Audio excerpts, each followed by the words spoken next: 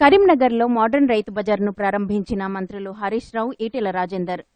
ఈ సందర్భంగా కార్యక్రమంలో మంత్రి హరీష్ రావు మాట్లాడుతూ, రైతు బజార్ ప్రారంభం ముఖ్యోద్దేశం రైతులకు వినియోగదారులకు ఇద్దరికీ లాభం చేకూరాలని, రైతుకు మంచి ధర, మార్కెటింగ్ సౌకర్యం రావాలని, అలాగే పట్టణ ప్రజలకు తాజా కూరగాయలు తక్కువ ధరలకు లభించాలనే ఉద్దేశ్యంతో రైతు బజార్ను ఏర్పాటు చేయడం జరిగిందని ఆయన తెలిపారు. రాష్ట్రంలోని అన్ని వసతులతో కట్టిన మొట్టమొదటి మార్కెట్గా చెప్పారు. మనం సద్వినియోగం చేసుకోవాలి. రైతులకు గిట్టుబాటు ధర వస్తుంది.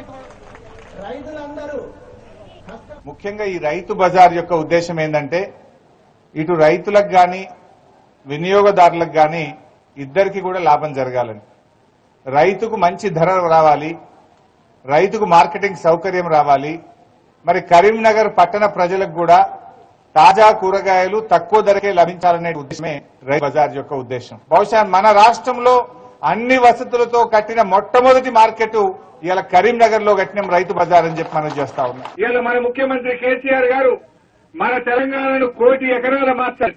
ఇంజనీరింగ్ చేసి సముద్రంలో కలుస్తున్న గోదావరి నీళ్లను కాళేశ్వరం ఎత్తిపోతల పథకం ద్వారా రోజుకు 2 టీఎంసీలు తెచ్చి ఈ కరీంనగర్ జిల్లాను ప్రతి ఎకరానికి నీళ్లిచ్చి సస్యశ్యామలం చేసే ప్రయత్నాలు మనం చేస్తున్నాం. చంద్రబాబు నాయుడు ఏమో దీనికి నా అనుమతి లేదు, ఈ ప్రాజెక్టు ఆపాలని కృష్ణా బోర్డుకు, గోదావరి